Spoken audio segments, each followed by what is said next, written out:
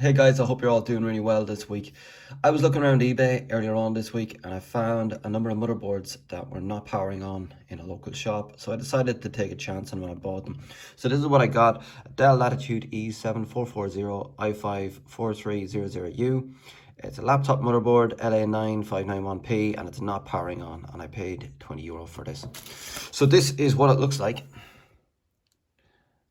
There's no memory on it, but that's not a problem. I'm not going to put any memory in it yet. I'm going to just do a few initial checks on it and see if it's even worth putting memory in to try and boot it. So let's get this to the screen and start the troubleshooting. This motherboard was actually quite long, so what I had to do was scan it on the scanner in the diagonals and then turn it around to the side. So that's what the box around it is here, just in case you're wondering. I placed it down on the scanner and that was in the top left and this was in the top right. Then I scanned it in and turned it around in the software. But the question is, what are we going to do with this? All we know is that it is not powering on. So I can inject voltage in this and see what happens, but I think it might be safer just to see if there are any shorts on the motherboard first. So that's what I'm going to do. I'm just going to analyze the input section, see if there's any shorts, and then decide what to do from there. Okay, I've located my DC input jack, which is here, and I have a schematic for the motherboard as well. So that's the DC in jack here on the schematic. So as we can see, we have 1, 2, 3, 4, 5 pins. I'm going to mark those out on our board. So as you can see, that's the pins there. So we've pin 1, which is here. Now as you can follow this line, it's a little bit confusing on this. I don't know why they didn't draw it out better, because all the lines are crossing across each other. But pin 1 comes across here and up, and have a guess what pin 1 is for. Yes, pin 1 is the ID pin. So we have 2 and 3, which are joined together. Now you have to watch closely with this. So 2 comes out here and joins to 3, and then that is our positive input. And then 4 and 5 are joined together and they're going to ground. So that's where it is. So what I want to do is take a measurement on our positive input somewhere around here. A good place to measure might be at PL4. Can you spot that on the motherboard? Can you spot PL4? Well, PL4 here corresponds to PL4 right here. So what I might do is just take a measurement here and see if there is a short on the input. So I want to measure in diode mode at PL4. I introduce my multimeter in diode mode and I place my red probe to ground and my black probe to PL4, and when I place it there I measured 0.667. so there's no short at the input jack. So we've no short at the inductor, but we want to follow on and see the next few components and just make sure there's no shorts on those either. But where does it go next? Well, we have our inductor here and it seems to go along this track underneath that white, whatever that is. It's not a sticker, it's like that's painted onto the board. But if we follow this track along here, does that bring us to our next component? It's coming onto PQ4 here. So PL4 on our schematic, if we follow along that line, that certainly brings us along to PQ4. Okay, so the next component in line is this MOSFET here. So it looks like once again we have the same configuration. First MOSFET, second MOSFET, and current sense resistor. So I think what we'll do is we'll just confirm that there's no shorts on any of these MOSFETs and no short on the main power rail here. So let's try and do that. I want to measure at the source pins of PQ4 and just confirm that there's no short there also. So what we're doing is introducing our multimeter in diode mode once again.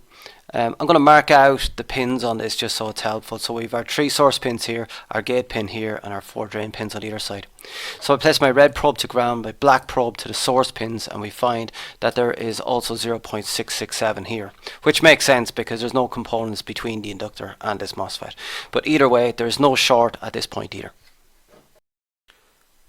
So there's no short up as far as the source pins of PQ4. I want to check the other side, the drain pins here, and make sure that there's no short between the 2 MOSFETs. So that would be here coming around to the 4 drain pins on a second MOSFET. It's actually easier to measure from here, so that's where I'm going to measure. So once again, red probe to ground in diode mode. I place my probe to the drain pins of the second MOSFET and I find that it measures 0.618. So there's no short at this point either. Then the schematic, and I've found the next component line, which is PQ700. PQ700, that corresponds to this MOSFET right here. So we have our 4 drain pins right here and a gate pin here and our 3 source pins here. So what I need to establish is on the other side of this MOSFET if we have a short or not. That corresponds to where our main power rail is, and this is our main current sense resistor coming into the laptop.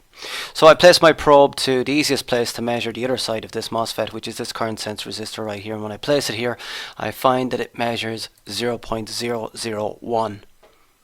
So what does that mean? Well, what it means is it looks like we have a short on the main power rail. So as we know, when you have a short on the main power rail, the next thing we need to do is to inject voltage and see if we can flush out whatever component is shorted.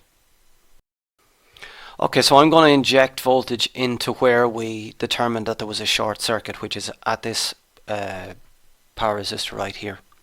Now, this voltage rail right here should be able to take 19.5 volts. However, I'm not sure whether the short is going down through one of the lower voltage rails or not. So just to be on the safe side, I normally start injecting with 1 volt and a low current as well, and then just slowly bring it up. And as we bring up the voltage, we want to see if that shorted component heats up, and then we can identify it. So I connect my black wire to ground and my red wire to the current sense resistor and inject at this point. Now, we've been through this voltage injection process many times on this channel.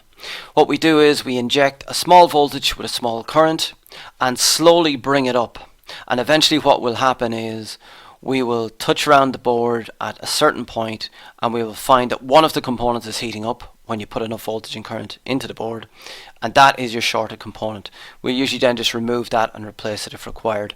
However, I can show you the steps that I took with voltage injection on this, and I eventually brought it up to 12 volts, 4 amps.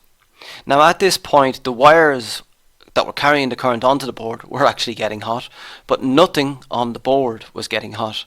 I could determine that this section of the board was getting warm, but it was getting warm uniformly. No individual component was heating up to the point that I could point the finger at it and say this is the shorted component.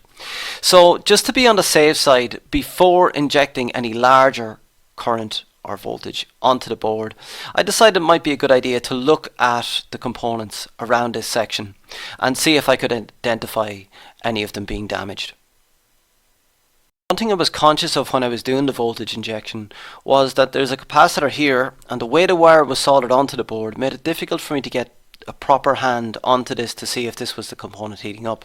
So what I did was I zoomed in on that with my handheld microscope, and this is what I was looking at. You see that? See what looks like a crack there and a crack here, and it looks like there's a crack the whole way up. So I don't know how I didn't spot this at first. It's actually more visible when you look at it from the side, but I decided the best course of action, of course, is to remove this capacitor, and that's what I did next. And this is just a quick video of me removing that capacitor. You can see me heating it up with my hot air gun and then just lifting it off with my tweezers.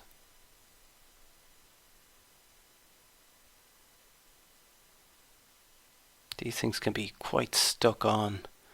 That's me removing the capacitor, and I just leave it to one side. So back to the screen, and with my cap now removed, we want to measure again on the main power rail and see if we still have a short. So once again in diode mode, with my red probe to ground and my black probe at the current sense resistor, we find that there is 0.001. That's not the one causing the problem. Now, I was very surprised at this stage because that capacitor was not measuring shorted when I measured it afterwards. It looked damaged, but it was actually working. So we're back to square one with this, and I started injecting voltage again. So I flipped to the other side of the board and decided to have a look at the components there. Now, while injecting voltage, this is the area here, front and back, that was getting warm. So what I decided to do was, before increasing the current and the voltage any further, was just to examine all of the components, because if that's the section of the board that's getting warm, then it's obviously one of the components in that area that is, carrying the current to ground one or more even. It could be, you know, it could be two capacitors, but usually it's just one component. So I zoomed in on these capacitors just to get a look. Now I did an initial inspection on these and they didn't look so bad, but there was a small marking on this one here. So I got my microscope once again and I zoomed in. And when I zoomed in, I could see it looked like it might have been cracked. These can be deceptive, as we saw with the first capacitor, but I thought before increasing the current anymore, it would probably be better to take this one off the board and see if it was shorted. So that's what I decided to do.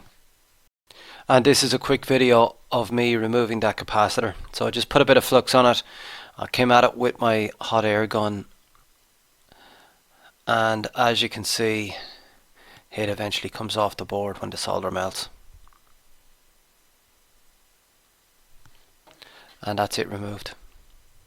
And with my multimeter in continuity mode, would you believe it? That's the one that's shorted. Okay, so with our shorted capacitor removed, I want to check again on our main power rail and ensure that was the only component that's shorted. So in diode mode once again, I place my red probe to ground, I put my black probe to my current sense resistor, and this time we measure 0.430. So the short has been removed and it now looks like we're okay to try and power up the board and see if it works. And this is our motherboard. So what I'm going to do here is, in place of an AC adapter that I don't have for this, I'm just going to use my own power supply. So I'm going to inject voltage in at the DC input. So let's do that. Okay, so it's pulling about 11 milliamps. And fortunately the button is actually on this board. So I'm going to try and get my hand in around and press it. As you can see, I've added memory. Okay, after pressing the button, it's gone up to 670, 90 milliamps, and we have a booting laptop. Yep, looks good. So that's all that was wrong with this one, really, just a shorted capacitor. And when we remove that capacitor, that then removes the short and the laptop can boot. Obviously there's no hard drive in it or anything else, but we now have a working motherboard. That's all I got for this week, guys. I still have to do work on the Super I/O chip.